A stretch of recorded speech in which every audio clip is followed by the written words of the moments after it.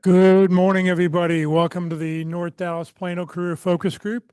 It's October 31st. It's hard to believe we're 10 months out for 2025. Very glad you're with us today. Please note this event is being recorded and will be uploaded to the Career USA YouTube channel for others to view in the future. By participating in this event, you give consent for your name and picture to appear. Please note that any comments you put in the Zoom chat window will not appear in the recording.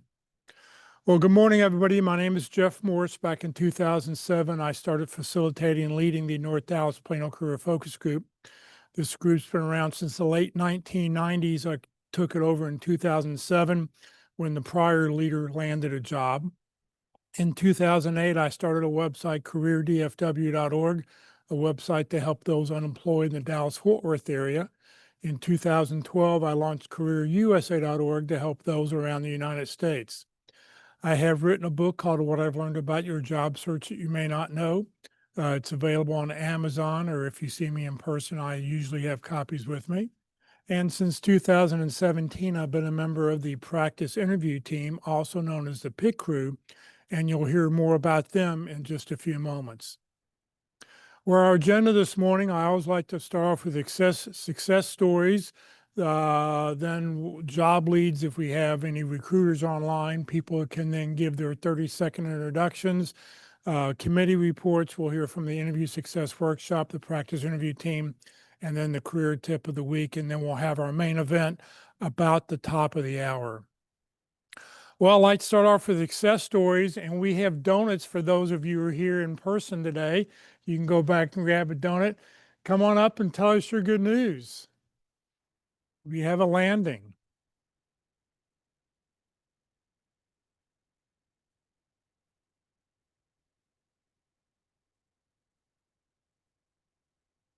Good morning, I'm Christine White, and I've landed. I got a job through Thomas Edwards Group, which the contact was through Frisco Connect. They helped me get contacted with Thomas Edwards Group, but it's with International Leadership of Texas. It's a contract to perm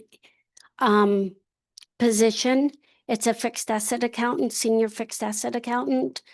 I'm excited. I start on Monday.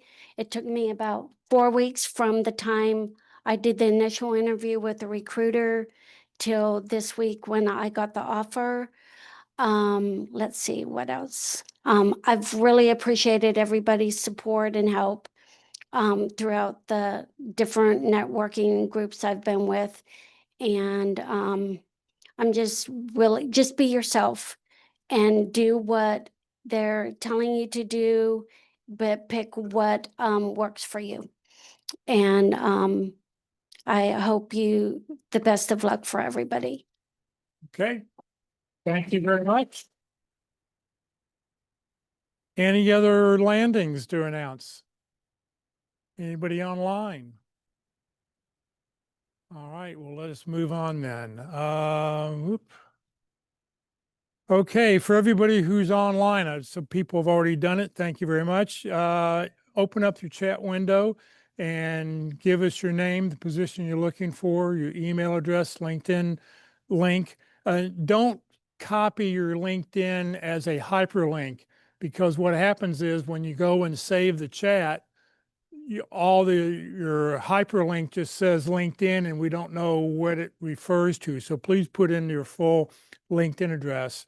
Phone City, give us 2 or 3 target companies we may be able to help you with. And then if you've had companies that you have connections that you can help other people, please let us know. I'll put 30 seconds on the clock to get started.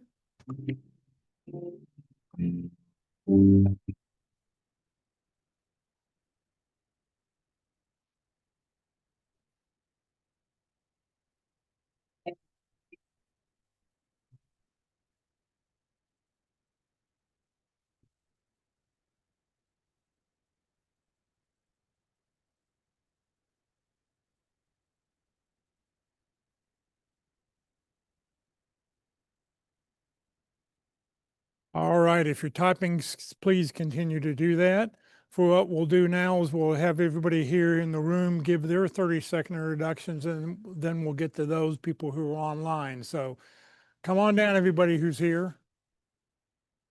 Come down, grab the mic, and we'll get you started.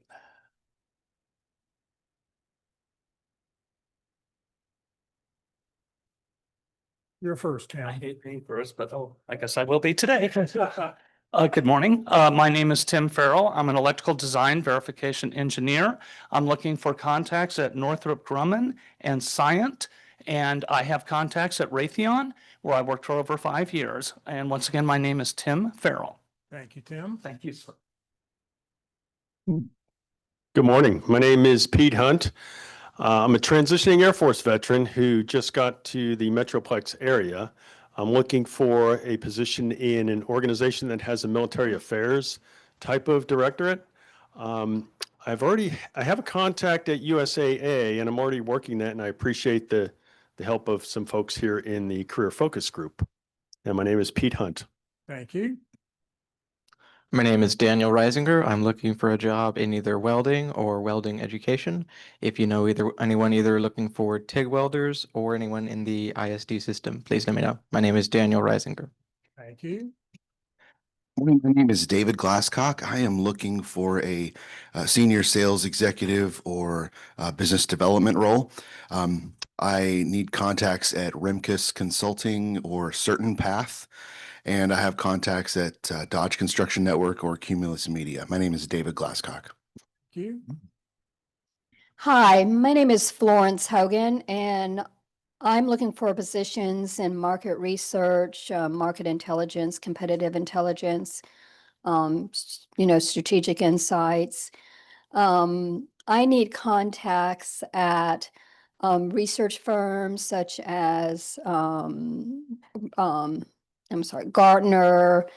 Also, I'm looking for positions at USSA, contacts at USAA and Liberty Mutual. So again, my name is Florence Hogan. Thank you. Hello, my name is Catherine Casavan. I'm looking for either VP of Shared Services, Controller, Accounting Director. I am targeting Associate, Integrity Marketing, and Raytheon. I have contacts at EloTouch, Freeman, and RealPage, and my name is Catherine Casavan. Thank you. Thank you. Hello, everyone. My name is Todd Haney. I'm looking for jobs in customer success or implementation. I need contacts at Simpson Strong Tie, Cotality, and perhaps Pearson Education. I have contacts at various North Texas independent school districts, as well as through the Association for Talent Development Dallas chapter. My name is Todd Haney. Thank you. Hello, I'm Paul Hussar. That's H-U-S-A-R. I am looking for a role as a Director VP of Customer Service and/or Technical Support. Veridian Service Partners are looking for me. If you know someone, please help them find me. I can help with contacts at LG. I'm Paul Hussar. Thank you. Good morning. My name is Steve Stanton. I'm looking for an executive director type role in projects or risk or cross-functional execution. I'm looking for a role at Goldman Sachs or Scotiabank, both coming into town. And I have contacts to share at Morgan Stanley or First United Bank. Again, my name is Steve Stanton. Thank you. Thank you. My name is Brett Cooper, looking for insurance, medical director, or healthcare administration roles. My target for next week is Aetna, where I'm excited to have my first interview of this job search. And I have contacts at UT Southwestern, Children's, and Integrity. My name is Brett Cooper. Thank you. Hello, I'm Jim Sinkovic. I'm looking for my next job on a corporate HR team as Director of Total Rewards or Director of Benefits. I would love to get contacts at a company called Newrez, N-E-W-R-E-Z, or Epsilon. And I have contacts at Vizient. My name is Jim Sinkovic. Thank you. Morning, Matt Keelan, IT VP or Director. Catherine, I would like to talk to you about RealPage. I can help you with Cherry Beckert and Grant Thornton. Matt Keelan. Thank you. Good morning. My name is Kathleen McGregor. I'm looking for a paralegal position in Collin County. And this week, my target company is Toyota. And I have contacts in the banking industry. My name is Kathleen McGregor. All right. Anybody else here? Okay. All right. For everybody online, if you will, please raise your hand go to the chat on the bar at the bottom. That way I only call your name one time. Otherwise I'll lose track of who's up there. So David Turner, I'll let you go first. Good morning. Happy Halloween. I'm David Turner. I'm a HR systems analyst specializing in employee central security. I don't need any contacts this week. I do have contacts at PepsiCo. My name is David Turner. Thank you. Mike Belize. Hello, everyone. Happy Halloween. My name is Mike Belzil. So I'm a data analytics product leader. I help business leaders ring their financial performance bell using data analytics and AI products. So I'm currently looking for opportunities at companies such as 7-Eleven, Keurig Dr. Pepper, Hershey, and Amazon. And I have contacts at Walmart, Epsilon, and Circana. My name is Mike Belzil. Thank you. Sorry about destroying your name. I do that every week. I say your name wrong. Mark Jermansky. Yes, my name is Mark Jermansky. I'm a senior technical writer, information developer. I'm looking, I don't have any target companies right now, but I do have contacts at Motorola Solutions. My name is Mark Jermansky. Thank you. Nikki Duncan.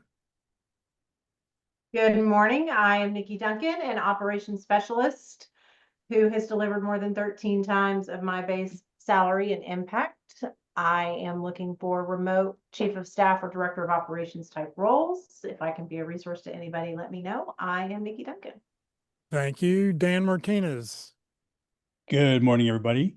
I'm Dan Martinez, and I am a CIO IT director in healthcare, and I connect technology, people, and processes to drive positive patient outcomes. I can help with contacts at Surgery Partners, Sodexo, targeting healthcare providers in the DFW area and remote, currently targeting UT Southwestern. I have an interview set up with them next week. My name's Dan Martinez. Thank you. Thank you. Catherine Lee. Good morning. I'm Catherine Lay. I'm a proven director of logistics. I help companies improve efficiencies and achieve financial objectives. I am looking for a management jobs in logistics and supply chains in the Dallas-Fort Worth area. I need contacts for the people in logistics, the supply chains at Alcon, Decker Brands, and Caterpillars. And if I can help anyone, then feel free to connect me. My name is Catherine Lay. Thank you. Chandra Thomas. Hello, excuse me. My name is Chandra Thomas. Happy Harvest. I am an administrative analyst. I don't have any target companies at this time, but I am looking for something that is either remote or hybrid in administration. I would say my target company would be U.S. Customs and Border Patrol. It's been advertised everywhere. Again, my name is Chandra Thomas. Thank you. Miguel. Good morning, Jeff. Good morning, Dee, from Illinois today. My name is Miguel Castillo. I'm looking for a VP or a director in finance with a deep expertise in financial planning and analysis and large-scale transformational experience. Need contacts this week at Caterpillar as well as Stryker, and I have contacts at Amazon and American Airlines. My name is Miguel Castillo. Thank you very much. James Pence. Hello, everyone. My name is James Pence. I'm looking for a client-facing role, whether that be a client success or client relationship manager type of role. I'm looking for contacts at Fiserv, Tyler Technologies. I'm happy to help any way I can. Feel free to look at my contacts for a warm introduction. Again, my name is James Pence. Thank you.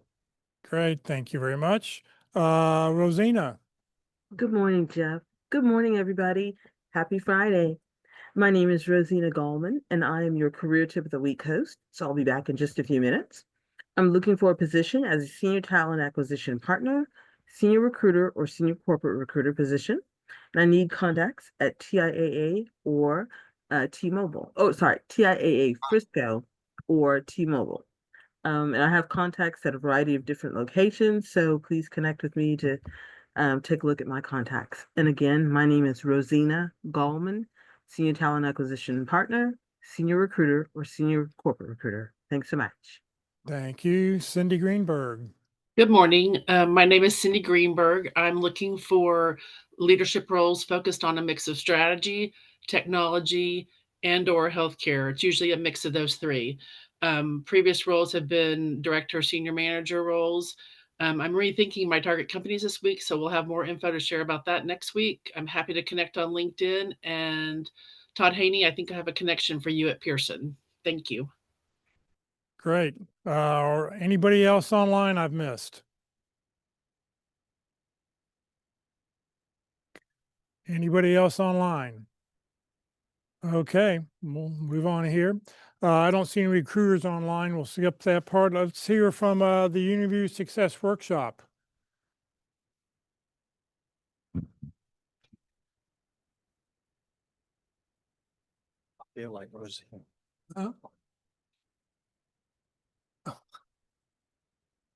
Good morning, everyone. I was having a little private conversation with Jeff there. It's good to see everyone this morning. My name is Walt Glass. Well, today is going to be a 2-point day. So we're going to start out with the first one. So, congratulations for landing today, Christine, and working with the Texas leadership team. Your smile has a radiant beam. And extra kudos for bringing Krispy Kreme. Okay. I help people with interviewing skills. I'm a panelist on the pit crew, which is a mock interview exercise. And the workshop that I give is a very learning experience. It's not a mock interview.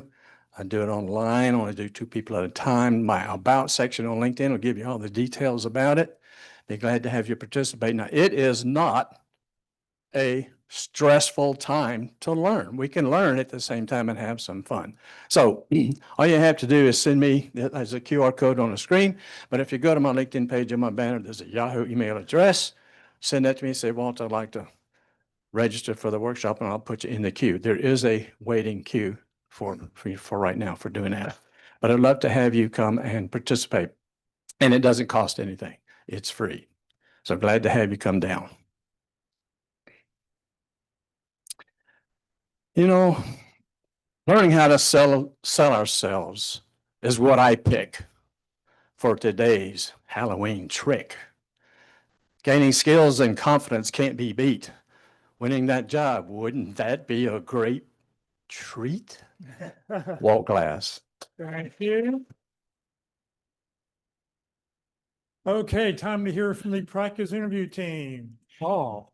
Hello, I'm Paul Hussar, and I am so excited to tell you about the practice interview team, also known as the PIT Crew. We meet here every Wednesday for the first, third, and fifth Wednesdays of the month. For the fourth Wednesday of the month, we are online, remote. So we have people from all over the country who can attend. Our motto is to practice early, practice often, and we do conduct the mock interview exercises with a panelist of 3 interviewers.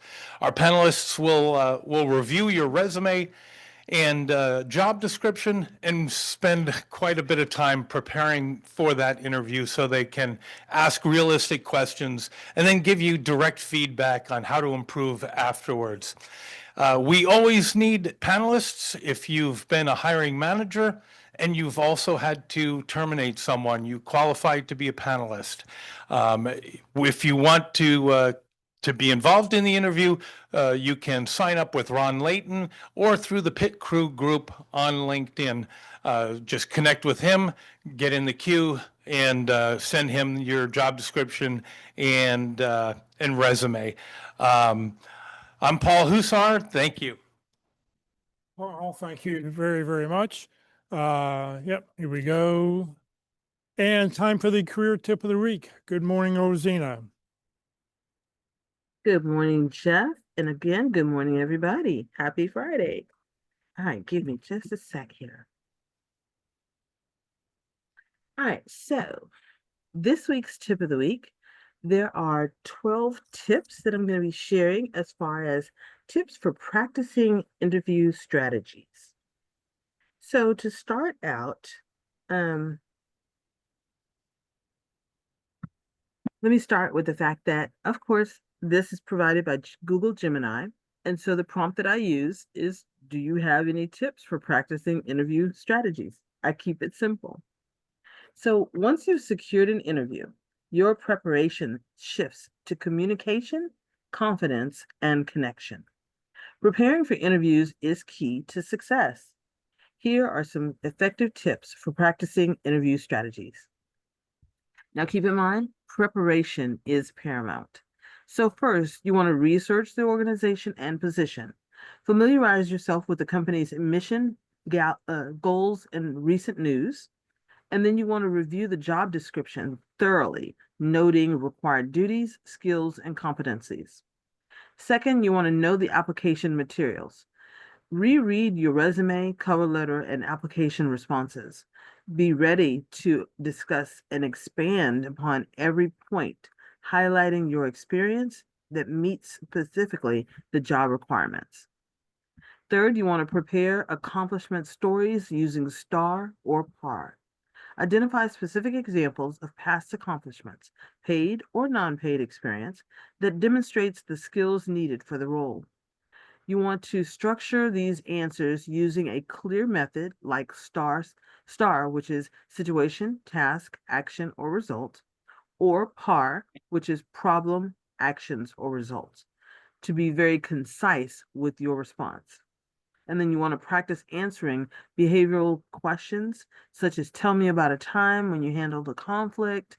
And there's several other practice questions that I'll probably drop in the chat as part of the different chat items that I submit. But we have 100+ interview questions that are listed on careerdfw.com under the career tip of the week. And then, like I said, I'll add those into the chat today. So fourth, you want to prepare a strong opening. Rehearse your answer to the common open questions. Tell me about yourself. It should be concise, 90 seconds professional pitch that links your past to the job that you're interviewing for. Fifth, you want to research the interviewer. Use LinkedIn to learn about your interviewer's background, their role, and how long they've been at the company.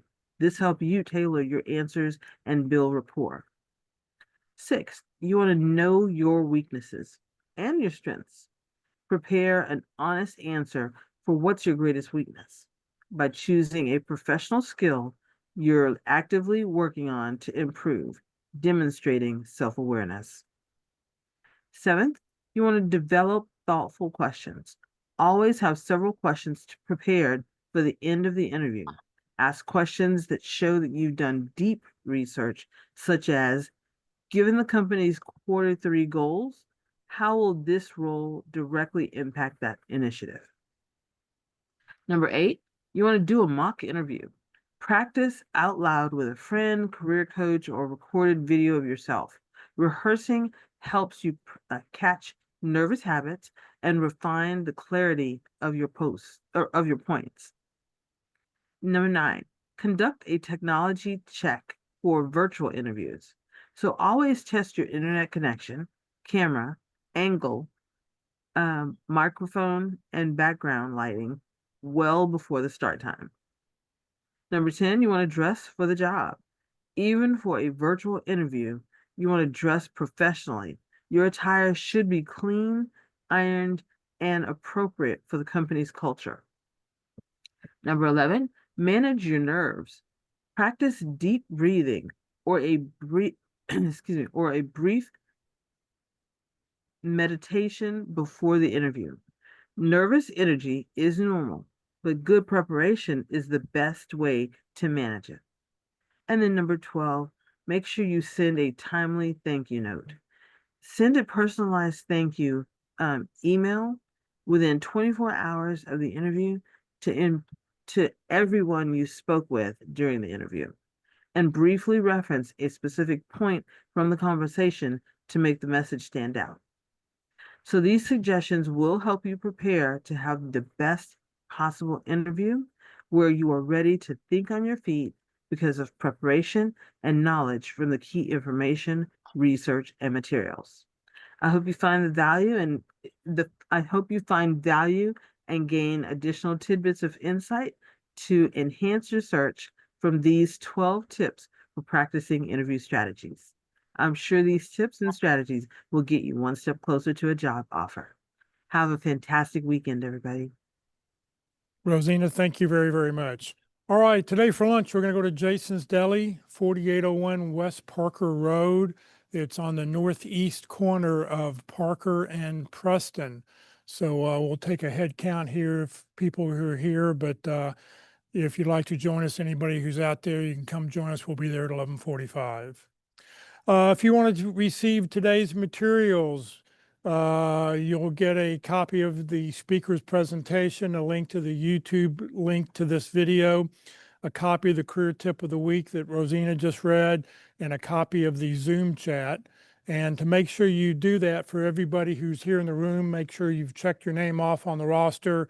And for anybody who's new here, please make sure you fill out a little slip of paper, and as long as it's legible, I will add you to the mailing list tomorrow and get you online.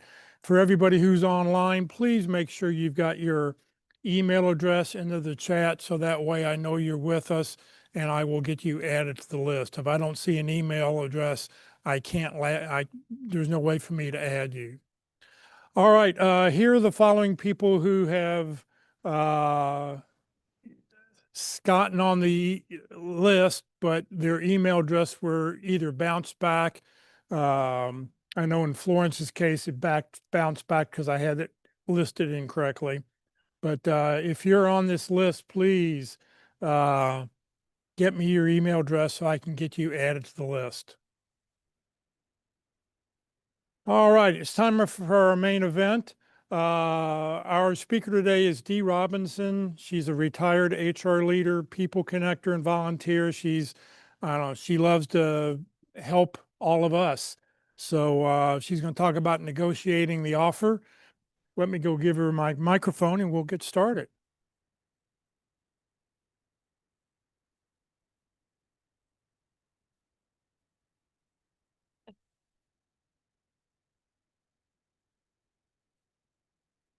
All right.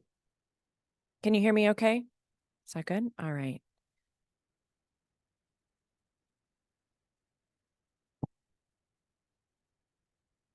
That feels like I'm going to eat it. Okay. Let me.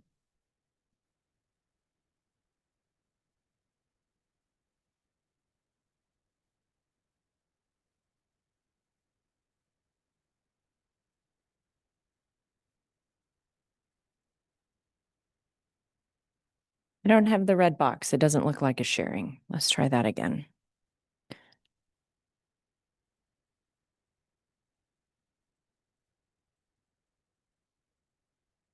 Yeah, that's not my slide. So let me go back to the share screen.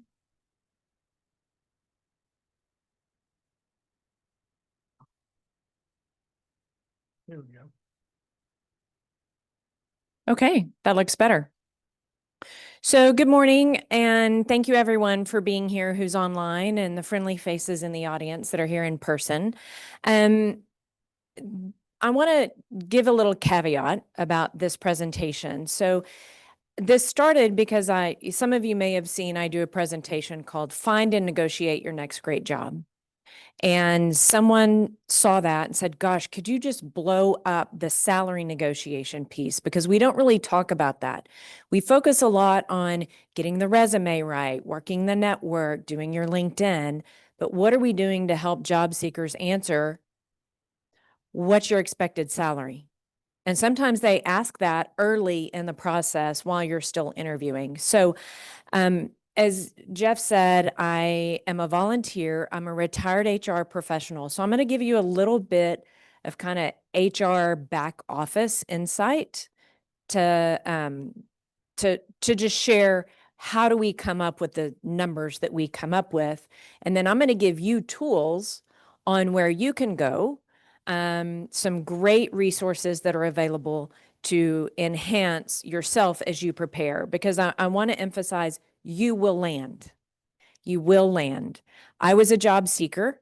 Took me 11 months. I was here in 2015 and came into this room on Fridays, went to the pit crew on Wednesdays, did all the things you guys are doing. So, all right. So let's talk about, here's what we're going to cover. I'll skip through that. You will, as Jeff said, you'll get a copy of this. And then Walt shared with me this really cool worksheet that I will also make sure that Jeff has, so that if you follow the registration, you'll get a copy of that. Okay, so where does the data come from? As companies, do we just make it up? Do we, what are the sources? So companies are very specific and really use 3 different elements. And really, not only companies and job seekers. We're looking at data from 3 different places. One of them is salary surveys. Salary surveys are when companies pay for data that has been statistically validated. And they have provided their corporate information into these surveys.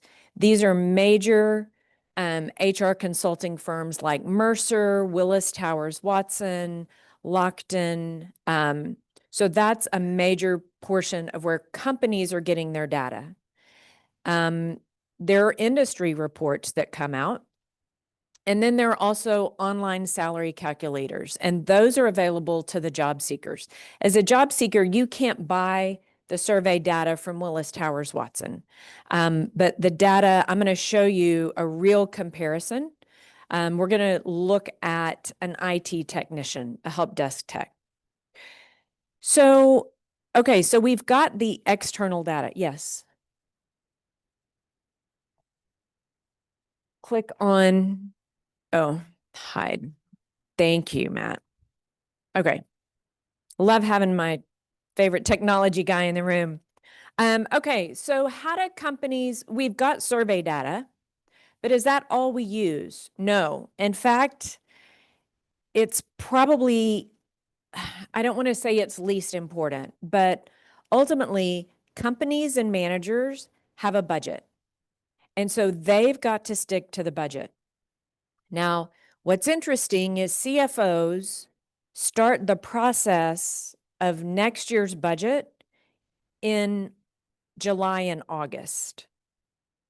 So the finance team is coming up with what they think the budget should be based on the goals of the organization.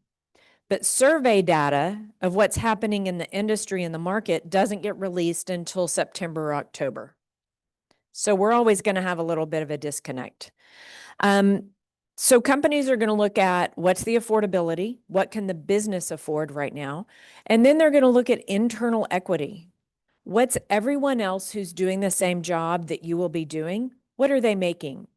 Because they can't bring someone in way high or way low below that. And then employee performance or critical skills is going to be a key factor. So these are also the factors when you land and there's an annual merit review. These are the same things that your HR department's going to be taking into account when they're looking at what your individual merit increase will be. Now, what about regional differences? How much impact does that have on how much you make? Well, not as much as you might think. And I'll show you an example. But are there cost of living differences? Yes. Are there tax differences that should be taken into account? Yes. But you also have demand for skills in certain regions, right? We know that Southern California was very high tech, and we saw a big tech explosion. We have that right here in Richardson, where we've got a very, very strong technology corridor in the DFW area. You've got military companies that are positioned in the Baltimore, Maryland, DC, West Virginia. You're going to see some industry presence there. So where you've got a heavily populated industry in a region, that can also impact the cost of the salaries or the salaries that they're going to be offering. Now, you've also got different pay practices within industries. And so you know your industry, and so you're probably very familiar with what these differences might be. If you're in real estate, then you know that it's primarily commission-based, or if you're in sales. But there are sales structured programs that provide a little bit of base and then some commission, so it doesn't always have to be 100% commission. If you're in aerospace or high-tech engineering, there may be something called, we called it extended work week or exceptional compensation on projects. These are for exempt people that normally wouldn't get overtime, and it is not overtime under the law, but extra compensation to complete a critical special project. So again, and if you're not sure if there are different industry practices, this is where AI is going to be your friend. Because you can go and ask it, is there anything special I should consider if I'm going to go to work in finance and investment banking, et cetera? Okay, so the elements of compensation. Yes. The budget. What percent of the time do they come in under that with their initial offer to allow room for negotiation? Okay, the question in the room is where we know we've got a budget for a salary, how often do they come in under budget in the offer in order to leave some room? I wouldn't say they're going to come in, Matt, under budget, but certainly they're going to be cognizant of where they need to land. But you can have some, and again, it depends on the timing. So right now, if you get an offer today, you may get an offer that would put you slightly above the peer group because they're going to get their merit increases in February or March. So it really, here's the thing, recruiters are not incentivized to help a manager underrun the budget. So it's not about artificially suppressing as much as it is making sure that it's competitive and that they can retain the talent, they have, and they can recruit the talent they need. We'll talk about multiple offers. I mean, there are times you are in control. You can be in control of this process, and you're not always subject only to the company. Okay, so base salary. Base salary is that amount that you are going to get paid for working every week, 40 hours a week. Positions are either exempt or they are non-exempt. So if they are exempt, it means and these tend to be professional positions with 3 or more years of experience. Some professional positions, meaning degree required, can often be that 0 to 3 year because those employees could be in a learning phase, may not have as much judgment, discretion, and authority. They might be non-exempt. Non-exempt means you're not exempt from the wage and hour laws that require that you be paid overtime. So your offer letter, when you get it, should specify whether or not this position is exempt or non-exempt. And if it does not clarify it, you should go back and ask them to put it in the offer. We've talked about other factors that influence the base salary, the job market, the role, the criticality of that role to the organization and the budget. And then doing your homework now, this is what's going to equip you. Number one, you're not going to be nervous about negotiating. And you're going to have information behind you to support any request on a counteroffer. So base salary, you can negotiate. Other things are not negotiable. You can't negotiate the terms of your benefit plans, your health care, your 401k match, even some elements of bonus may or may not be negotiable. You might be able to negotiate the percentage of bonus, maybe, but the terms around it probably are defined by a legal plan document, and you're not going to be able to define that. Yes. Yeah. So Walt asked if you can negotiate the period of time, the waiting period before benefits start. No, that's going to be defined in the plan document, and it has to be consistent for everyone. I was going to say the only time you're going to see a difference is if there's a union, because the union contract might say there's a 60-day waiting period, and the rest of the workforce might have a 30-day waiting period. But again, but individually, no, you can't say, well, can you make mine effective November 1st? No. Proration. So for bonuses, normally your bonus for the following year will be prorated based on the amount of time that you've worked in the organization. But that might be something that you try to negotiate. I worked with a young lady who was coming into a new organization in a sales and marketing role as a business development director. So high level job.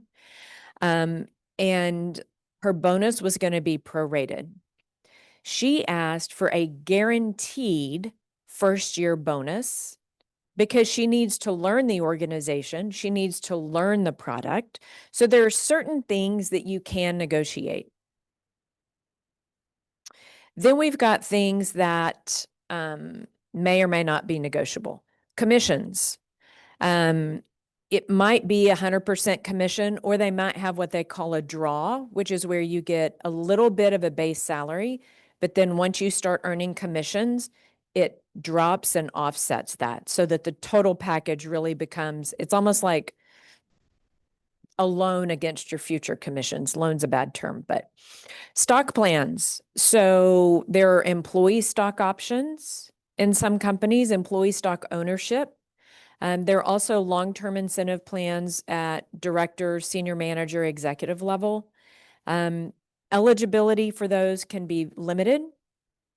And the terms of vesting and how those get paid out are going to be very strict and well-defined. So you can't say, I had this question from someone who was talking with a private equity firm, and private equity companies at the leadership level tend to put a heavy emphasis on stock, on creating the future value of the company so that in the event it goes public, there's a big payoff. So it's kind of an exchange for more base and more bonus. They do lower base and bonus, but they want you generating the results, take them forward to a public transaction. Well, oh, okay. Thank you for letting me know that. Oh, it says I'm disconnected.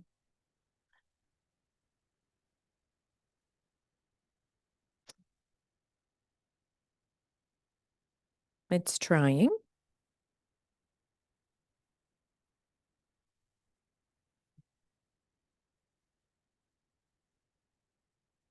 So while that's trying to reconnect, so what I was saying is this person was trying to negotiate, well, if they lay me off, will they immediately vest the shares that I've been granted? No, you can't negotiate individual terms on stock or restricted stock units. Those are going to be managed by a plan document as well. And these are managed, when I say a plan document, there's a law, the Employee Retirement Income Security Act, ERISA.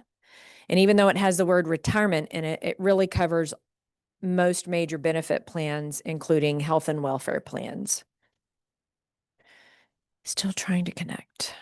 I tell you what, let me go out and we'll just try again.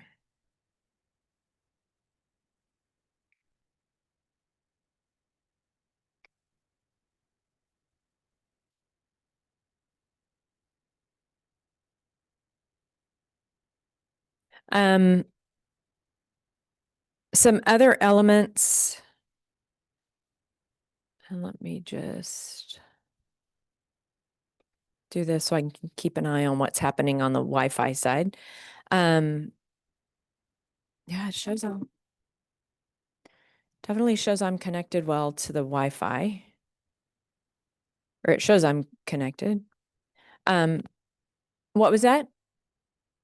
No, I went totally out to come back. You want to assist me, Mr. Keelan? That's why you're coming to the front of the room.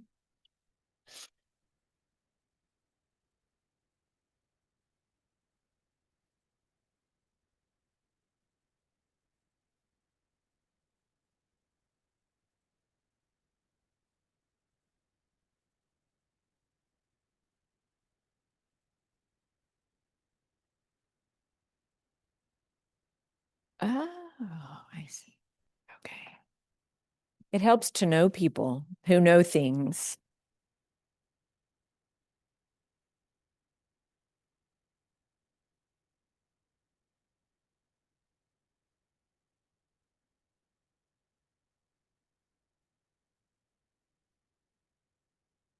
Look at that. I don't have the app though, so you have to scroll down and go to the browser.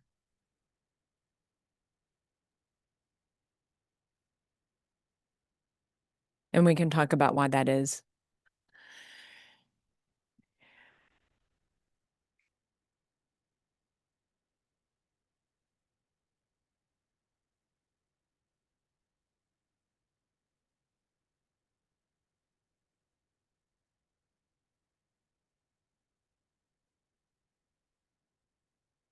All right, I think we're back. Sure.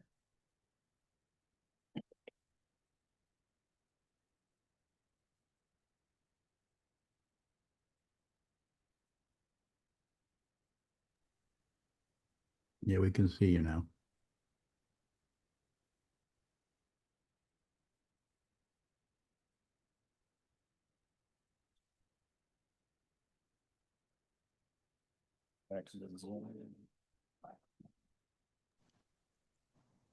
Hi, Dee.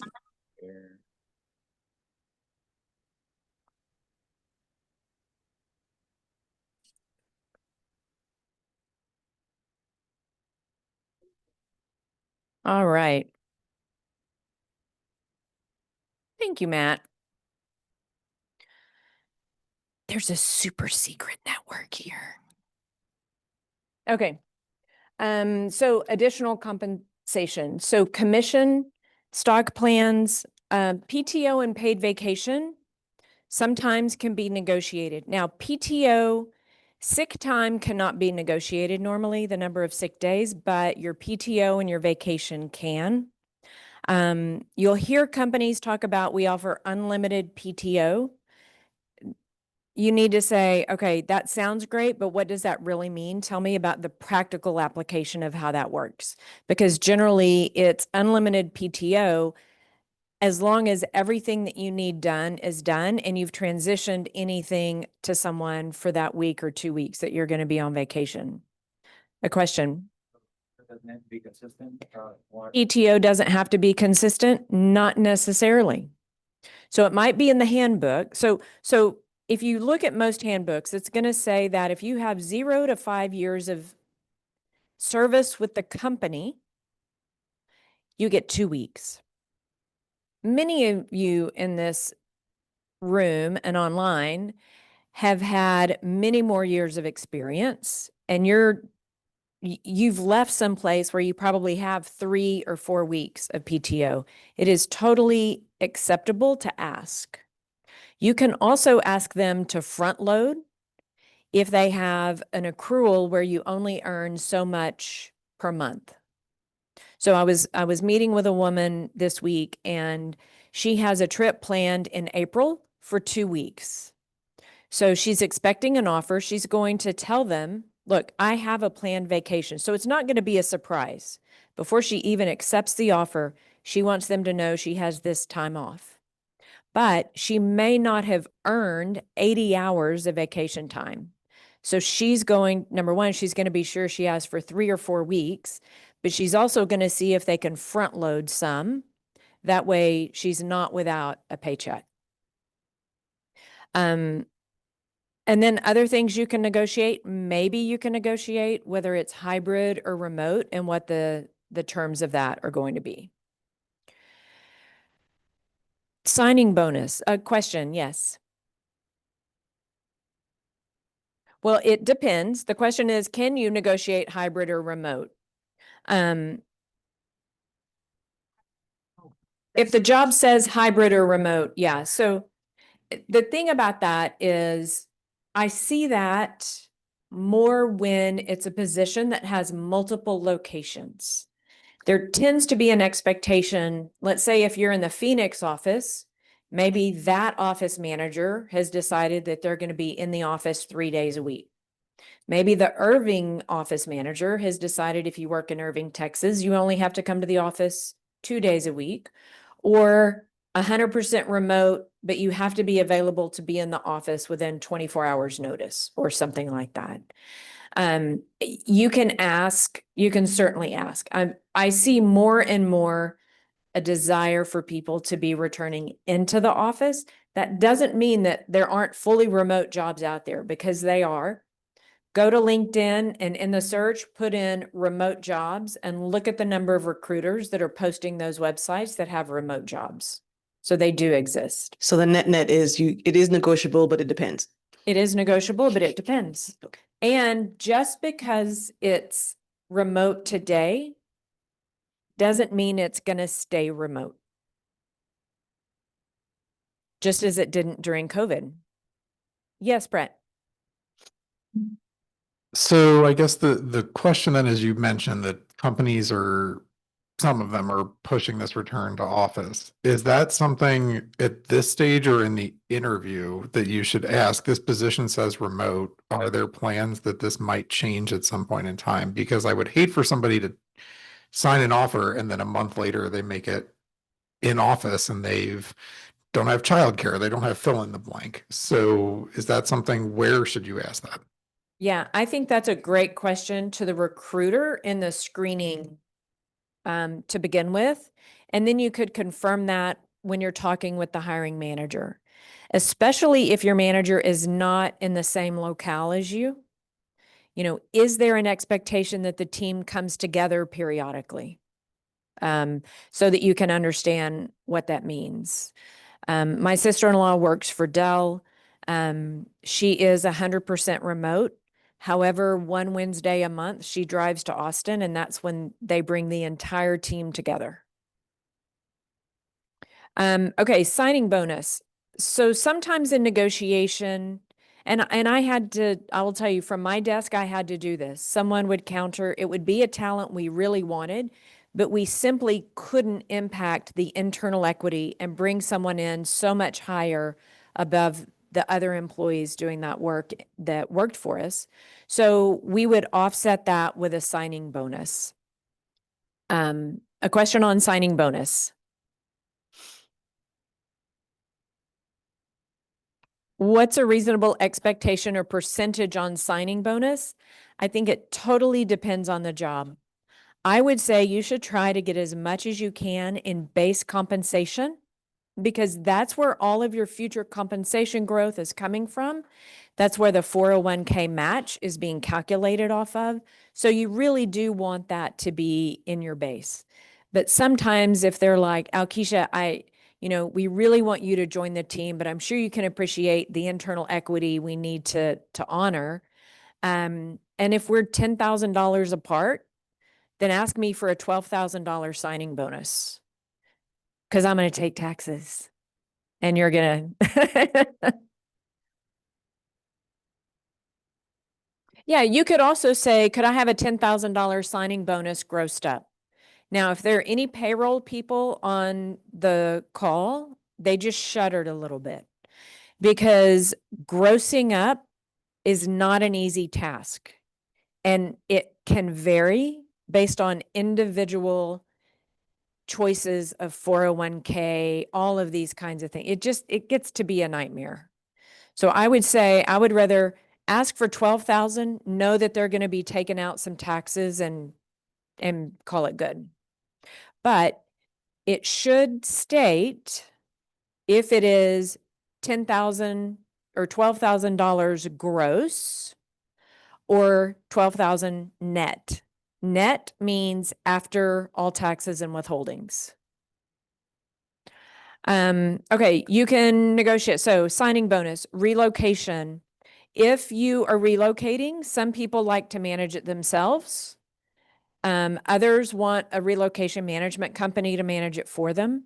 So if they're offering a relocation management firm and you are willing to take on the headache of doing it yourself and maybe thinking that you're going to pocket some money, you can ask. But I would trust the experts, to be honest. Tuition reimbursement. Many companies have a tuition reimbursement program, and this is a question you should ask. You know, we talk about 10+1. When you get, not necessarily in the, well, you could ask it in the, like a final interview. Say, tell me about the types of training and development opportunities that the company provides. If you have a certification, you're a CPA, you're SPHR certified, you're PMP certified, and you have to re-up, you have to take so many hours over the next 2 to 3 years to maintain that credential, ask if the company will pay for that. Now, some companies will do that, but they'll say you have a 1-year waiting period. Ask them to waive the waiting period, but say, look, waive the waiting period, but I'll agree to repay it if I leave. I just don't want to have to wait a whole year to maintain and bring these skills that I'm going to get and bring it back into the company. There are spot awards. You know, if the bonuses are lower, but based on individual contribution, you can get a spot award. Raytheon does lots of spot awards. Other perks, you know, what's the work environment? Do they have an on-site gym? Does their healthcare plan provide wellness incentives, discounted gym memberships, or gym reimbursements if you participate in the wellness program? All kinds of different things that might be happening. And then as an executive, if you're maybe doing a lot of driving, if you're in a sales role, you might ask for a car allowance or ask about mileage and expense reimbursement if you're using your own vehicle. Okay, so I've kind of jumped ahead a little bit, right? So what's negotiable? Base salary. Use the relevant market data and know why you are asking. And this is where using Walt's model of I am, I do, and I help is really important because your framing an offer negotiation centers around the immediate value that you're going to be bringing into the company. It's not about what you made when you left or how much of a decrease this is from where you are. It's about your ability. I can come in, I can immediately contribute. I can be available within 1 week. You've got business that's being left undone right now, sales leads that aren't being generated right now. So you frame it in terms of the value you're bringing into the business as to the justification for that salary. Okay, let's talk about bonuses. Some companies give a bonus to every employee. It might vary based on level. Others, it might be limited only to managers. It just depends. But I want to show you a breakdown in how it can be calculated because bonuses can sound great in a negotiation with a recruiter.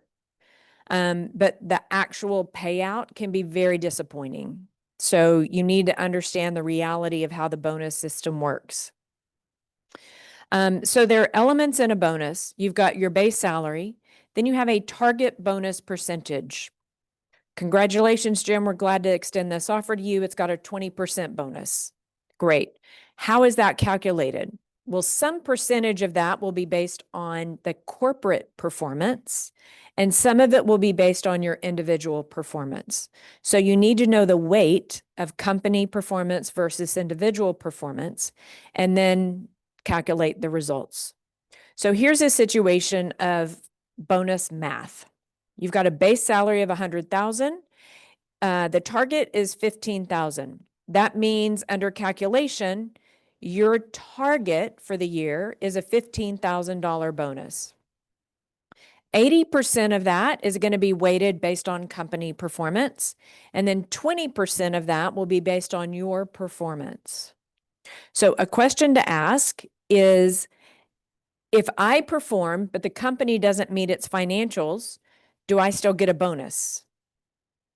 And even if they say it's 100% based on your individual performance, you need to ask, well, if the company doesn't meet the financial objectives, do I still get a bonus? Because then they'll probably go, oh, well, no. Because if they didn't meet their objectives, they're not going to have the money to pay the bonuses. So in this case, you can see the math. 80% of company performance was the weight. The company achieved 95% of their goals. So 76% of that calculation is the company performance and then the individual performance. So net, this person is going to receive a $13,500 bonus. You should ask for the formula and the plan document if they'll give it to you. They may not. Some companies hold that as company proprietary because it yields financial growth. It's not that they're being difficult, but sometimes those bonus plans contain an element of corporate strategy that can be proprietary to the business. But you should understand how it works. And then a question to ask is, how regularly does it pay at the target? Because that 20% target, and I love, Jim's a comp and ben expert, so he's sitting here nodding his head as I'm speaking here. A lot of companies, I have seen a company offer a 25% bonus. And the reality is, to achieve that, the company has to hit 130% of their financial goals. Well, how often do you think that really happens? No, you get 50% of that target if the company achieves its EBIT and financial metrics. So the reality is automatically that 25% bonus that sounds great probably is going to be more around 12% in actuality. Other companies, that 25%, hey, if we hit our financial at 100%, you have a great chance of hitting that 25%. And over the last 5 years, we've achieved at or above target. So it's okay to ask, how frequently do you really pay out at or near target? Because you may need to negotiate a higher bonus target if it turns out they've got super hard stretch goals. Yes, question.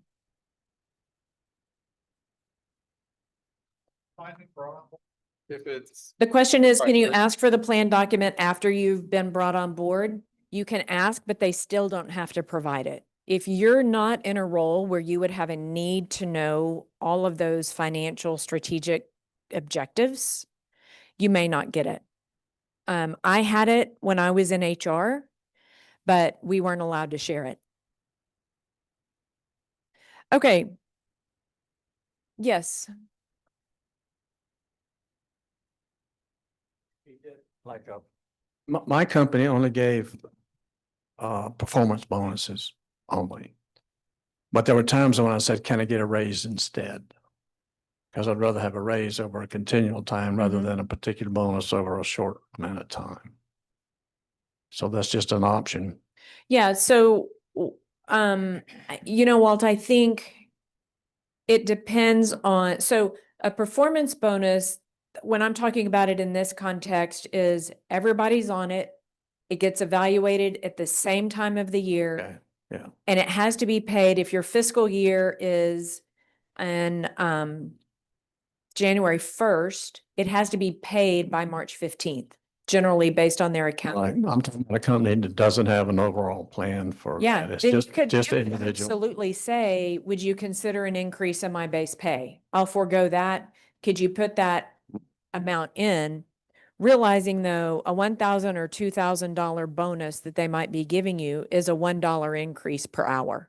And that's good because it's still a building block.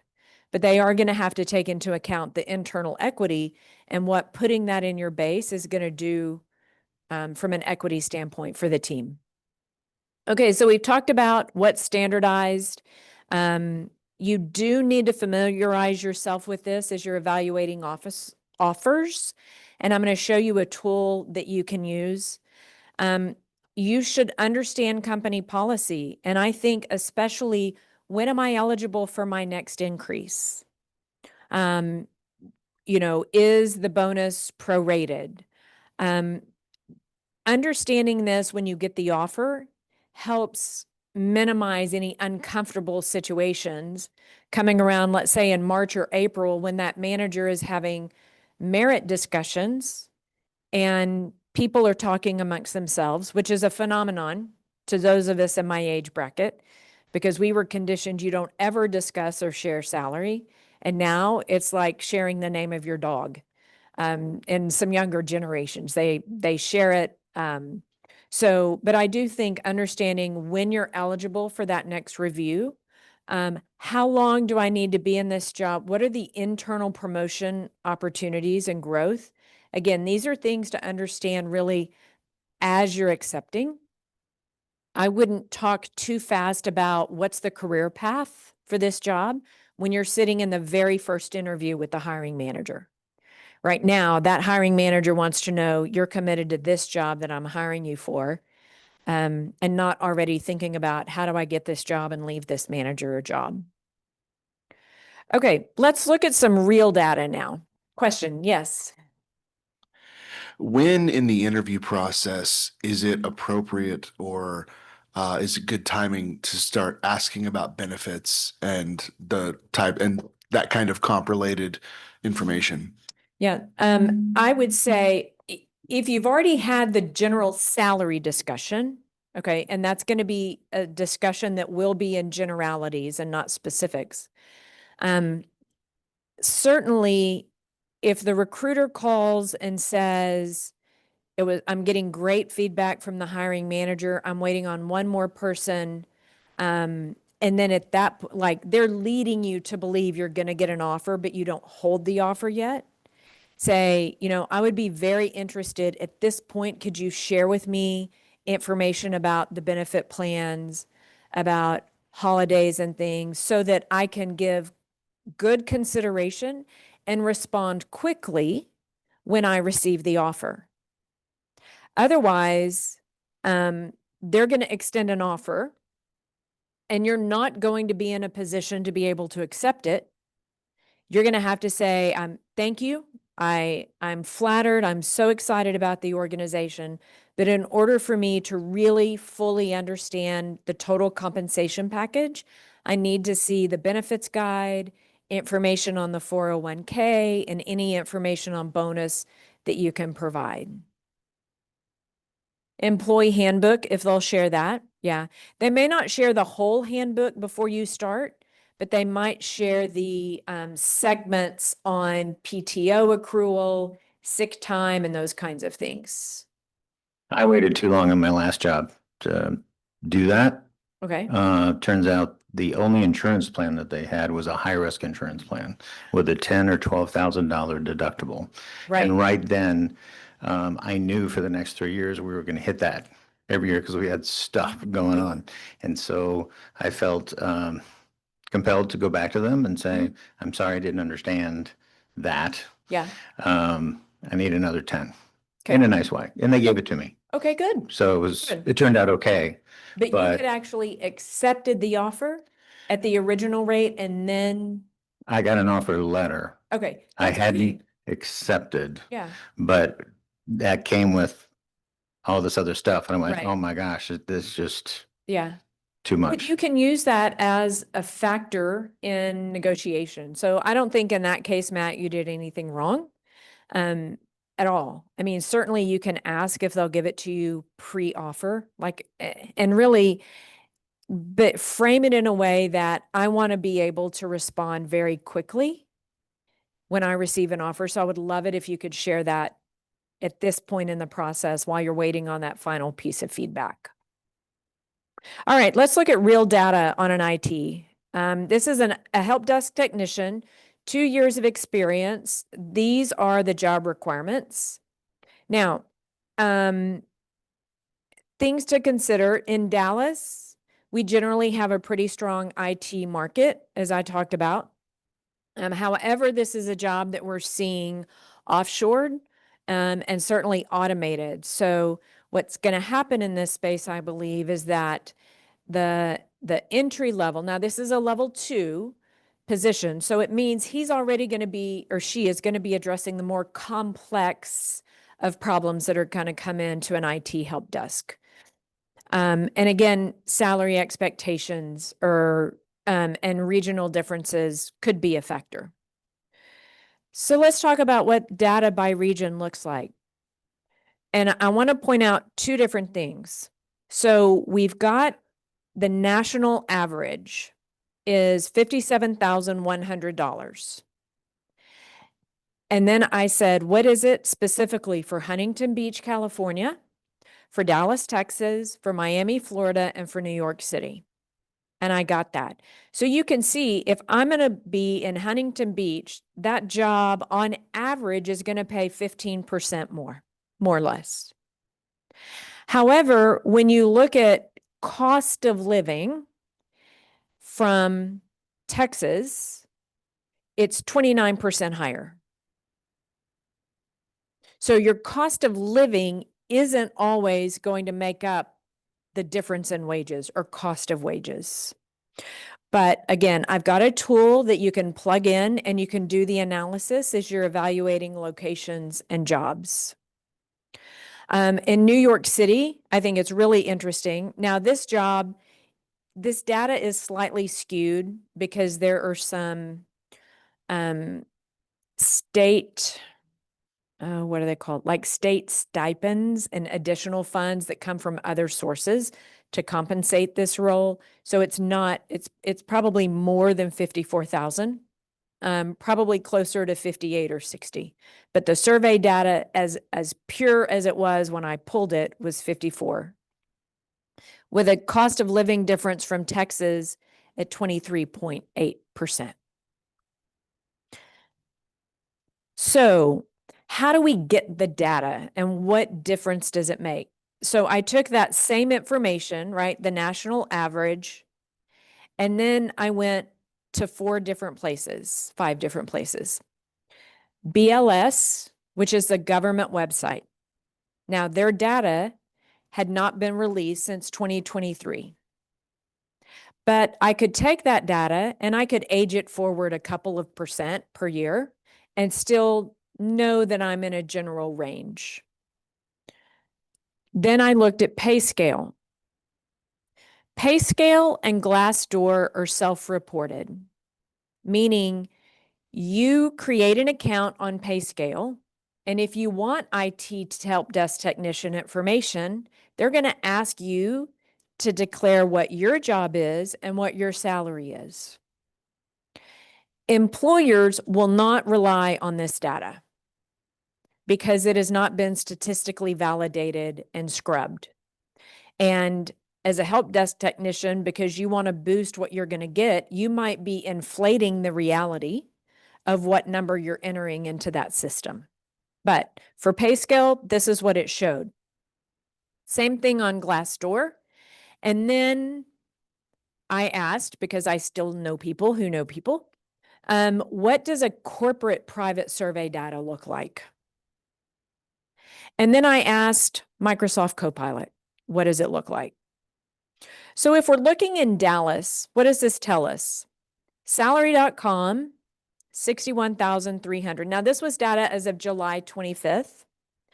BLS was pretty low. PayScale, self-reported 57, Glassdoor 59. The private survey that corporations will be using, it's 62.3. And then AI Copilot 61.6.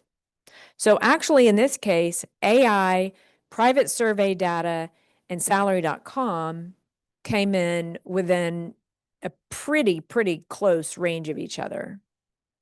But even still, okay, Glassdoor at 59 and we're at 61.3. So this is still good data to help you develop what you think your range needs to be using real data. And this is how you can equip yourself for having a conversation with the recruiter.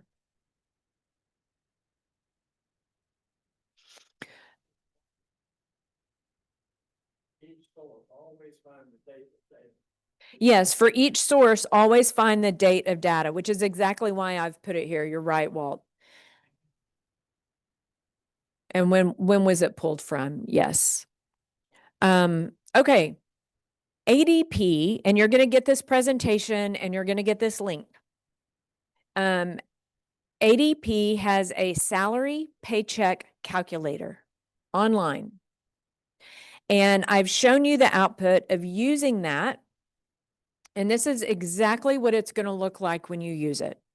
So this is an IT help desk person making $60,000 a year in Dallas, Texas. They pay $150 a month for medical benefits, meaning the contribution that comes out of their paycheck. And, $150 per pay period, because this is at a per pay period level, meaning biweekly. And then they get matched 6% on the 401k. So they're contributing the full 6% to get the full match. Their net take-home pay after taxes and benefits withholdings is $1,746.22 per paycheck. Following me? And you see the detailed breakdown. Now, what if the medical insurance costs $200 per pay period? Then it's going to go up. The medical is going to go up to $200. The take-home is going to drop, but not precisely by $50. You see it drops by $39 and some change. That's because medical and dental and your life insurance coverages are pre-tax. So we're taking $200 out of your earnings and then we're taxing it. So that's why it's not just a straight $50 difference from one to the other when the healthcare goes up by $50. Then what if that same person in Atlanta, Georgia, has the $150 per pay period medical, 6% 401k, and they're making $60,000 a year? Their take-home pay is $1,690 because Georgia has state tax. Question in the room.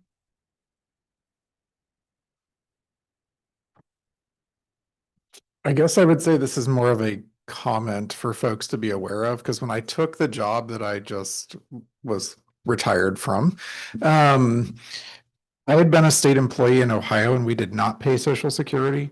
When I was a state employee here, that agency did. And so when I was doing this, I had unchecked the Social Security box. So just for folks, if you're at a state agency in Texas specifically, ask them if that agency did or did not opt out of Social Security in the 1980s when that decision was made, just so you get an accurate solution here. Right. That's an excellent point, Brett. And for those, there are large companies today even that still do that. The railroad, if you work for a railroad, they generally aren't contributing. They have their own retirement type of fund that generally is designed to make up for that. But yes, you need to understand if it's an agency that doesn't contribute. Same in teaching, right? Where now there was a new law passed at the beginning of this year that people who actually had earnings both inside the Social Security system and then outside the Social Security system now can claim that Social Security benefit that they earned if they worked 10 quarters.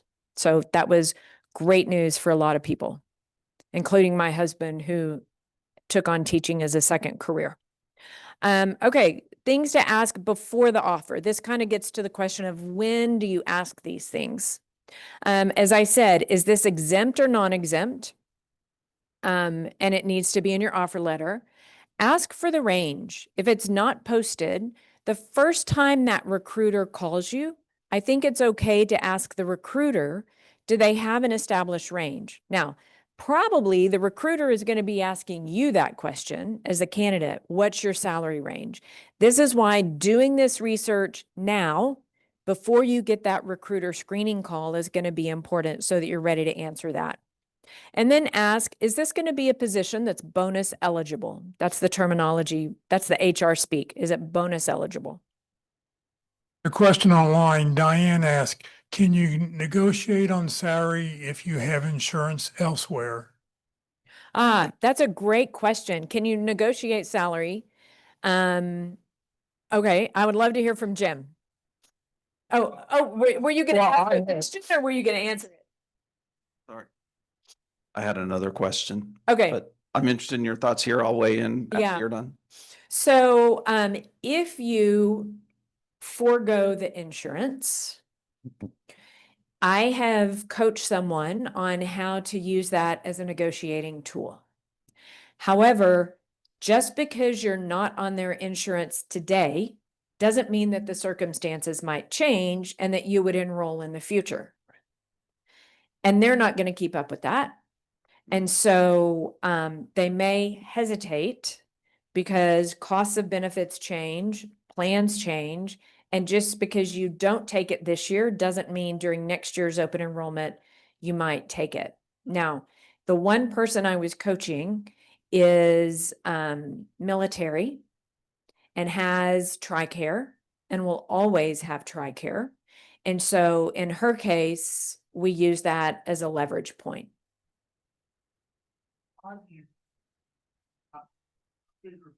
Jeff used it and got a bigger increase. Now, on average, what's the cost of that? What's the value of that?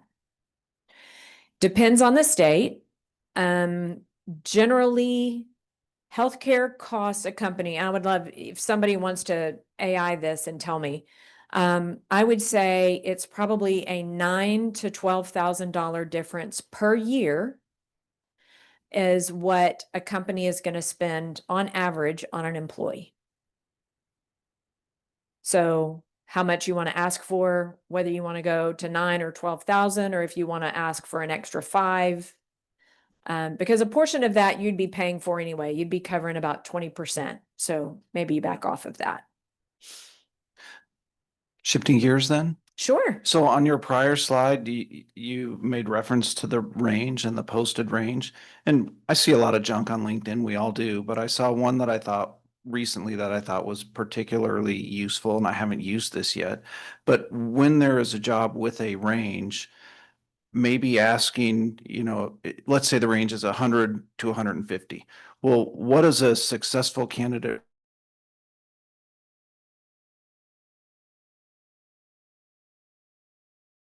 role at the $150,000 end of your range look like? Then they're basically telling you what you need to say to sell yourself for the higher part of that range. Yes. Yes. AI answered your question. And In 2024, it was 14,800. The average budgeted health plan cost per employee. thank you. They expected that to go up 8 to 9% in 2025. Yeah. So this year, the number's around 16,000. Okay.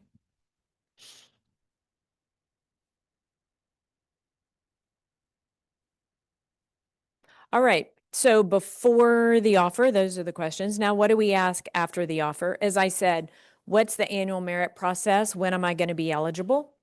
How often does the bonus pay at 100% or at target so that you can know whether or not you need to negotiate your target bonus level? And then the company match and the vesting schedule. So on vesting for 401k, when you go to work for a company, normally if you contribute, they'll match a certain percent of that. Sometimes that vesting is based on your years of service, meaning they'll match 50% of your contributions the first year and then 100% thereafter. But then you have to stay for a certain period of time for you to get the money that the company has put into that company match bucket. So if you're thinking, hey, I'll do this for a year or two, and then leave, chances are you're going to give up that company match. That's okay. I just don't want you to be surprised when you learn that. So ask about the company match and when it's vested. You never lose your own contributions into a 401k plan, though. Those always will come back to you or can come back to you. Benefits, as I said, get the summary benefit. This is a perfect time to be a candidate and to be asking for this because everyone is doing their open enrollment. So they have brand new shiny material talking about all things 2026 with the 2026 contribution rates available. And then know what the holiday calendar and the PTO and vacation policies are. Different companies observe different holidays and treat those differently. In aerospace, we tended to follow, so Boeing, Lockheed, Raytheon, Northrop Grumman, the big corporations, I believe Bell does the same thing. They do what they call a holiday shutdown, and they close from Christmas Eve to New Year's Day. And that's paid. So that's a very generous vacation or holiday calendar.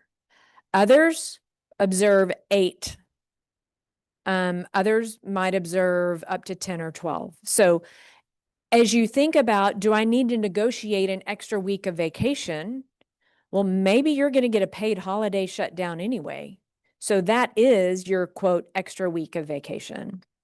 For PTO and time off or sick time, is sick time, this is where asking for the handbook or the section of the handbook is good because you can say, is this for any illness in my family or only mine? So my granddaughter last week, we had to take care because she got RSV. She couldn't go to daycare. Thankfully, it wasn't serious. I've had one grandkid hospitalized because of that before. But the sick policy, right, depending on how that would be written, maybe my son or daughter-in-law would have had to have burned a full PTO or vacation day if their company only had sick time as treatment for your own illness. Okay. AD, one comment. In all my previous roles, I would have been your finance, I guess, counterpart in all of this process. Yes, Miguel. And one additional thing that I think would be important, especially because of the time of the year that we're in for vacation, is that many times the vacation policy of companies tends to be that you will move to the next scale or range of a number of weeks the year after you get to be the 5 years or the 10-year seniority, whatever might be the schedule they have.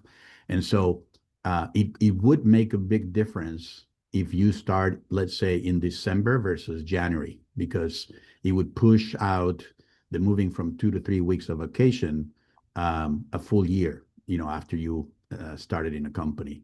So if it gets to close to being beginning of December and you're thinking, okay, I might want to wait until January because I don't want to work 3 weeks and then be off for a week, or, if you also negotiated, the week between Christmas and New Year's, it might be one thing that you want to ask, how does the vacation accrual work for that company?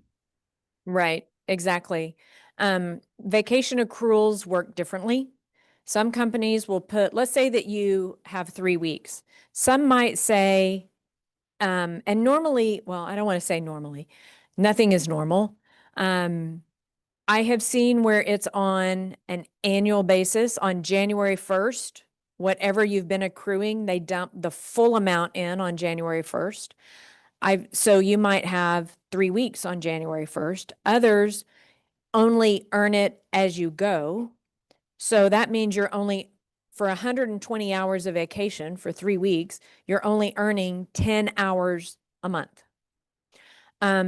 Where my daughter-in-law works, she wasn't able to take any time off for the first 6 months and be paid for it.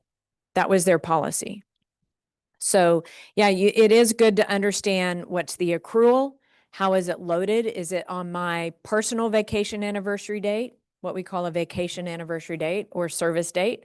Or is it at the beginning of the year? How does the company treat that? And then what happens when I leave? Normally, vacation gets paid out when you leave, whatever you have earned but not taken. Normally, not always. Again, nothing is normal. Unlimited PTO. This is why companies do unlimited PTO, because they're not carrying financial liability on the book. And so there's nothing to be paid out. Sick time normally doesn't get paid out.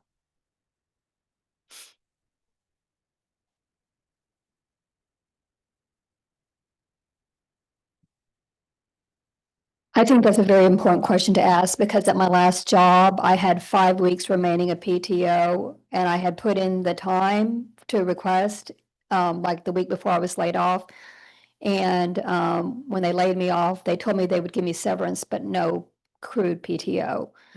So that's a very important question Yeah. to ask. Again, it's a good reason to ask for the policies or the handbook so that you can see exactly where that's written. And if you disagree, even if they say we're doing this in lieu of severance, you can say, well, can you show me the policy? Okay. Here are questions we hear. I can't get through the application without putting in a number. When I apply, what do I put in? So if it's free text, you can put nothing. You can put TBD, to be discussed or to be negotiated.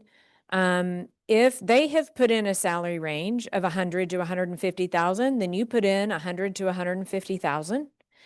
If it requires a number, like you can't move past it, then either put a number, put your number, or put something totally benign that they would realize isn't real, like 11111, something like that. Recruiter, I do not know a recruiter who has immediately removed someone from candidacy only because they looked at what they put there. Recruiters expect there to be a conversation around this.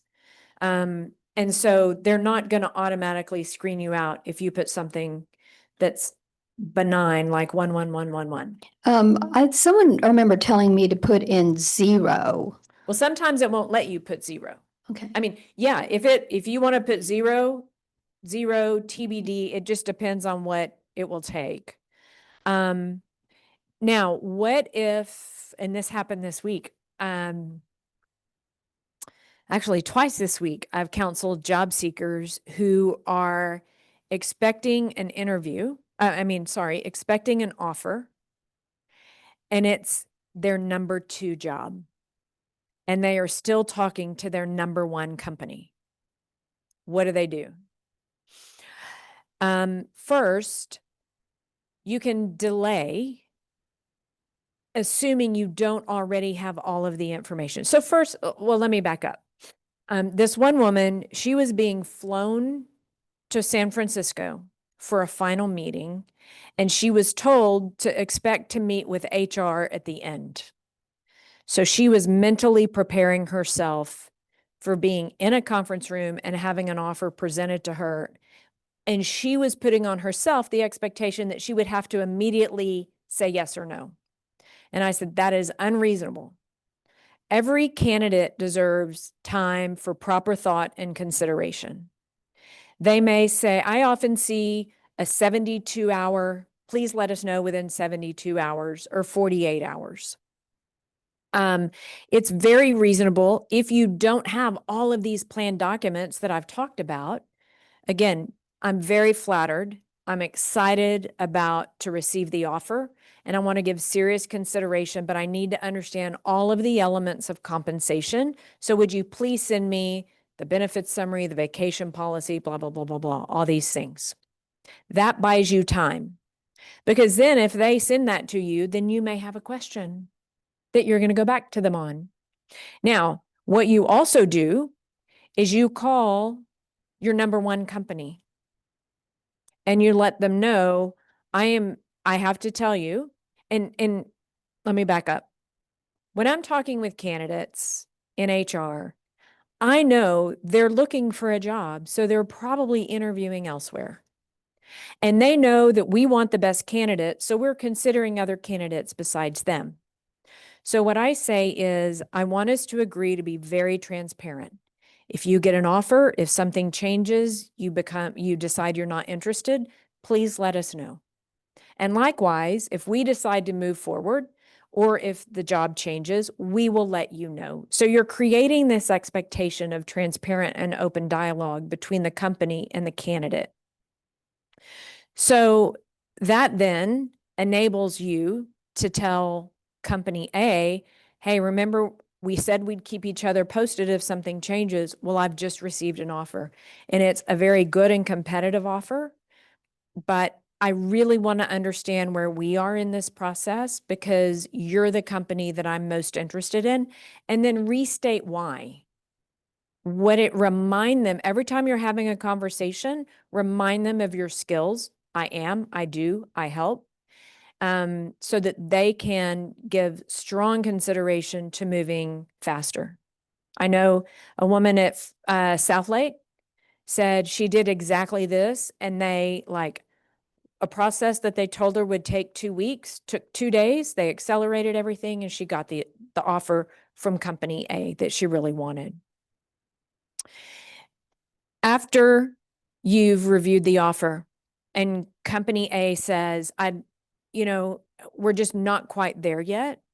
Say, okay, I understand. I'm still very interested. You don't have to tell them if you accept or don't accept, but you're going to accept. Now, you don't tell company B that, gosh, I'm really interested, but I'm waiting on American Airlines to call. No, they will retract the offer because they don't believe that you're fully vested, like you're fully committed. You are their number one. They want to know that they are your number one. So always accept the offer. So what if while you're in the background process, or even after you start, American Airlines calls? And it's 10% above what you had even discussed. Everything is perfect and wonderful about it. You accept the job at American Airlines, and then you resign from your current employer graciously. It happens. It's okay. Just do it thoughtfully, graciously. Again, they know you've been in search. We had this happen in my own office. Had found a super candidate for us on a hard to fill job. And she worked for us for 4 months and then came in and resigned because a company that had totally ghosted her 5 months ago when we started the conversation with her popped back up and offered her a management position with a 40% increase, and she was going to run her own department. Good luck. I mean, I was so happy for her, right? This is what happens. So yes, I'm going to step over. Yes. Let us suppose, you get this dream offer at American Airlines and it's, a big pay raise and so on. And that's where you really want to work. So you go back to company B where you've already accepted and you say, gee, I've got to resign. You do it graciously and so on. And they say, okay, great. Company B then comes back and says, I'll give you a much bigger pay raise. Would you consider going back to company B in that case? Or have you already burned that bridge? So it depends. It really depends. If you've got a critical skill and you've been a hard to find candidate, then they may say, here, okay, we'll go ahead and increase and we'll match it. But I want to show you this worksheet because I think it's really helpful. Walt sent it to me last night to help you evaluate things. The woman that I was talking to yesterday, she lives in West Fort Worth, and the job she applied to said it was Fort Worth. Well, it's on the outskirts of DFW Airport, and it's a 45-minute drive on a Sunday. And it's 5 days in the office. So there are many, many factors that come into ultimately why you say yes. Even, I mean, do mileage calculation, use the IRS mileage calculator to figure out how much am I spending and wear and tear on my vehicle and gas, and is that going to be worth it or not? So, yeah, Brett. I'm asking this as a hypothetical to be prepared should it occur. So in your scenario where you use like the American, like don't tell them you have this one, just resign from the one you've already accepted. Let's say in a different situation as you had up there, like company B has made you an offer and they give you 72 hours. And that's really where you want to work. In that 72 hours, company A comes back with an offer that maybe is 40% more than what's in B's offer. But B is where you want to go to work. Now, do you go back to them and say, like, hey, I'm really interested here. I have offers elsewhere, but you are where I want to be. And this is such a difference that I don't know that I could take this. Like, is there a gracious way to try and leverage counter offers before you have accepted, if that is truly where you want to work and you give them that this is why? Right. I think you can. I mean, everything is open for discussion, even after you've accepted an offer. So I think it's just about, again, a thoughtful conversation with the justification around it, and why you're having the conversation. Now, if you're in the job and someone has offered you a 40% increase and you're choosing not to take it, you go to your boss and say, I love working here, but I just got this offer and it's a 40% increase. Chances are, number one, they're not going to be able to go that high. And then in the back of his mind or her mind, are they going to be thinking, I wonder how long Brett's going to stay here? So I don't know that I'd get really precise with how big of an increase unless you're asking them, look, I've got an offer, and if you can raise my salary to X%, I'll stay. But where you are, they always need to know that that's where you want to be. Okay, so know your worth. And I think you should have a couple of numbers ready. I think you can have your dream deal and your reality deal.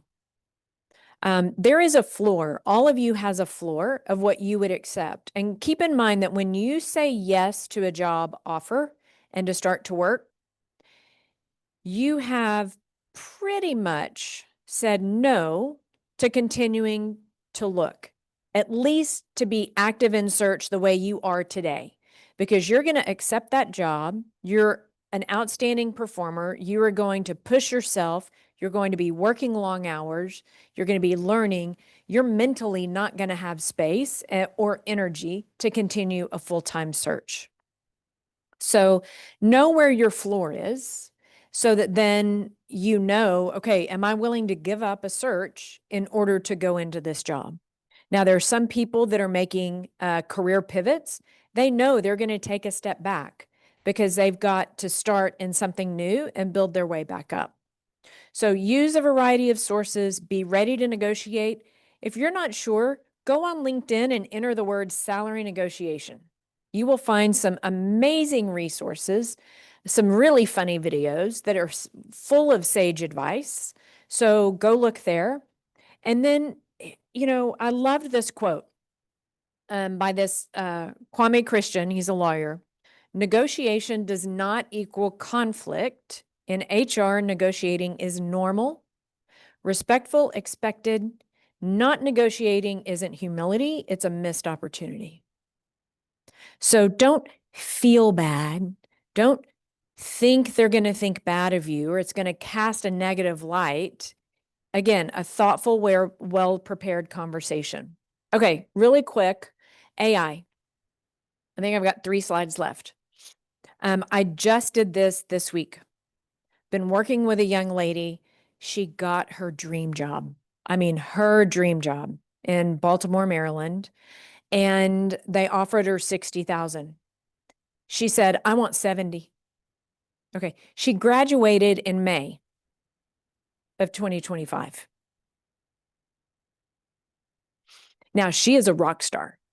3.8 entrepreneurial management, president of 3 clubs at the same time, co-founder of 2 nonprofits, works in the community growth, huge heart for the public service.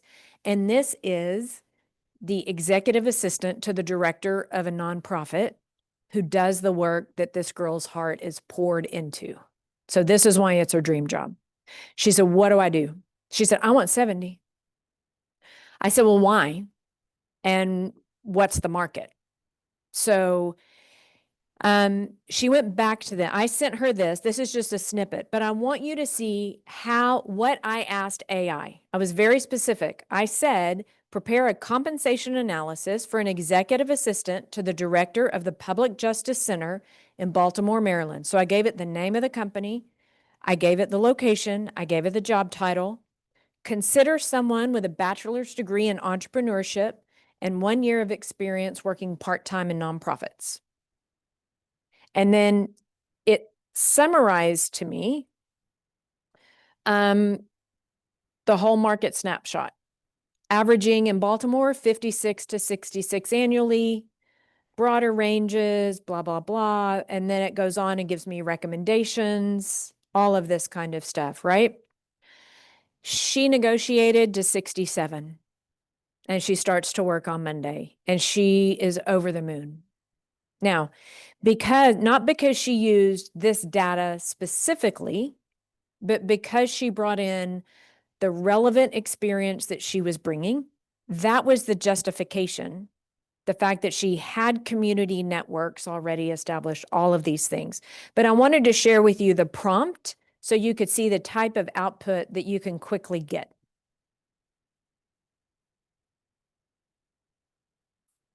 Put what? It is in this is the presentation. So yes, you'll get this. Absolutely. So some other links, you can read these. Here's the link to the ADP calculator, the search for negotiations, and then Robert Half just issued their 2026 salary guide.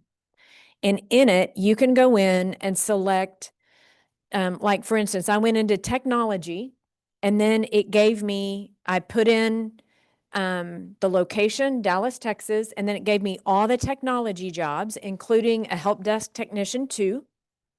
And it showed me that the information I had shared previously was very much in line. They just released this 2 weeks ago. So it's brand new. There's the link to it. All right, the calculator. So Walt sent this to me. You'll get a copy of this as well. I'll be sure, Jeff, that you get it so you can send it in the attachment.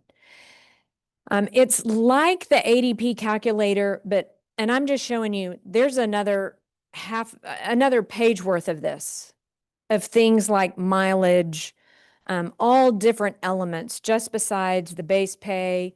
You know, what about flex hours? What about paid leave? What about 401k, pension, all of these? And then you can see kind of the questions to be thinking about. And then you do the input in the pink cells, and then it will calculate everything for you in the blue, and then it will show you the difference up at the top. How big of a change is it in total compensation from the prior company to the new company?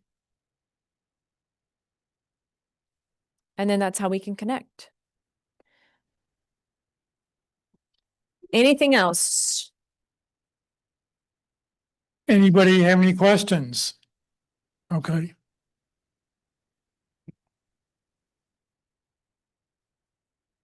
Life can be negotiation in many things. So I'm buying another car and I'm at the car dealership and I walk in, I said, I want to go talk to him. I said, I had met the man. I know the guy was the top dog there. So I go in, he says, come on in. He said, what can I do for you? He says, I'm about to purchase my 9th automobile from you. I want a punch card with a 10th car free. And he says, oh, he laughed. He said, how about dinner at Chamberlain's for 2? There you go. Everything's negotiable. The one thing I want to be sure, guys, when you get an offer, no, Matt, when you get the offer, call me. Say, can I run this past you? I mean, this is what I did twice already this week for people. And I've done it previously. I helped a young lady who sat in pit crew, came and practiced. She wound up with 3 offers at the same time. And let me elaborate on that. Here's what's happening. The woman I spoke to yesterday, she's been applying since July, and it's been a lot of silence. In the last 2 weeks, she's talking to 5 different companies, all in like final stages, first, second stages. Like, she's got a lot of activity happening. Why do you think that is? End of year budget / new budget in 2026. So either they're realizing they've got a little room and can fill the job at the end of this year, or it's a job they need filled at the end of this year to help position them as they enter 2026, or they figure it's November. By the time I onboard them, they take a Christmas holiday, they'll be ready to fully hit the ground running in January. So do not take your foot off the accelerator. It can feel like the right time to do that, but you're going to beat the competition because your competition's going to get lazy this time of year, and you are not. Any questions, Jeff? Anybody else have any questions? Anybody online? I've not been looking into the chat. Hey, I have a question, Dee. So if you happen to get a position, an offer that is not in Dallas, do you know, or maybe I think you said Jim Sinkovic is in the first row, but from a tax perspective, how long do you have to actually move and get reimbursed? Is it 12 months? Wow. Miguel, I don't know the answer to that. And then the tax laws as it relates to relocation and what's taxable and not taxable changed about 8 years ago. So I would rely on the relocation management company. Yeah. And probably your own tax advisor. Yeah. No, I think it used to be 12 months because Okay. most cases, but I just wanted to see if you had any, any knowledge.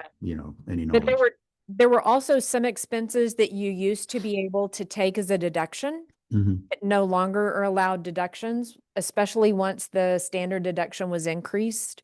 So that's why I just think a tax advisor and the relocation management firm are going to be your best sources.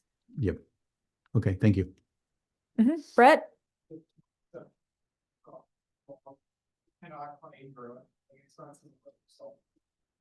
He said you can't claim your own moving expenses unless you're self-employed as of the 2017 tax law.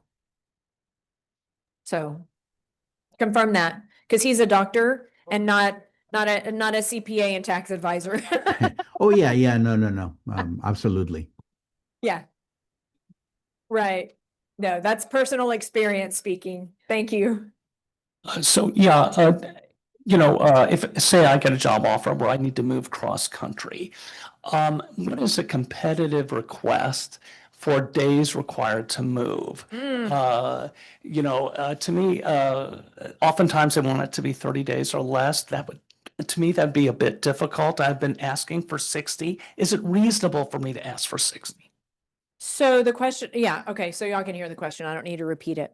So there are 2 different parts there. One is, when do you need me to report to work in the office? And when do I need to complete my move? Those can be 2 different things. So you might negotiate 60 days of temporary living instead of 30 days because you own a home. It's a slow market. There's a lot of inventory in housing right now. Now, mortgage rates have dropped slightly, so that's in your favor, but there are a lot of factors outside your control. So ask them for a minimum of 30, renewable twice, something. But yeah, I think the thing is most companies are going to do 30 days of temporary living. Depending on your level, they might go up to 90 days, like for directors and executives. But again, it's going to depend on the availability of housing. if you've got kids in school, you want to spend time learning that area. My dad was a high school football coach. We moved every 2.5 years. He moved in the spring, and we didn't move until we were out of school. And that gave him time to know what neighborhoods did he really want to target for our next home. Where did he want us living? What were the schools? All of that. So it's kind of the same approach. All right, Dee, thank you very much for your time. Great presentation. We'll get it out to everybody.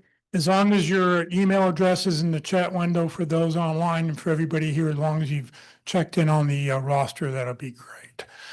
All right, next week, being the first Friday of the month, we will do open forum. So we'll talk about whatever it is you want to talk about. So prepare your questions for that. This video will go up on the Career USA YouTube channel. When you go to the YouTube channel, click on playlist, because every video I post goes into one of 7 different playlists, and just look for the North Dallas Plano Career Focus Group speakers. Don't click on the video, but where you see that red arrow in the lower left, view full playlist. When you do that, up will come a list of all the speakers we've had over the past several years, and you can go back and watch any video that you want. Just know you're going to have to go about 30 minutes into the video to get to where the speaker starts. Next week, LinkedIn Tuesday, Locke Alderson will be with us to talk about how to use LinkedIn for job hunting, strategies to get results. So that'll be Tuesday. Wednesday, the practice interview team is meeting in person. They will be meeting right here in this room at Christ United Methodist Church, Coit and Parker. If you cannot join us and you still want some interviewing experience, join us online. We're recommending you watch session 12 of the 13-part workshop, Difficult Interviewers, Questions and Cultivating Confidence. So join us for that presentation. If you don't have the link for that, you can go to the careerusa.org website. Just look for the Wednesday presentation that says Interviewing Wednesdays online, and you'll be able to get the link and watch the video at your convenience. Next Friday, we'll do open forum. We'll talk about whatever questions you have about your job search. After that, upcoming on the 14th, Paula Asanoff will be with us to talk about resumes, what to do with all that project details.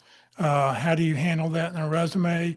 And then on the 21st, I'll be doing a presentation on Career DFW's turning 17. It's hard to believe it's been that long, but I'll just sort of give you a history of how it started, why it started, and what it is, and where it may be going. So that'll be on the 21st. All right, today, lunch, we're going to go to Jason's Deli. How many people think they're going to join us? 1, 2, 3, 4, 5, 6, 7, 8, 9, 10. So whoever gets there, put a string together a few tables for 10 of us. That'd be great. For everybody else, have a very happy Halloween, and we will see you all next week. Thanks for being here.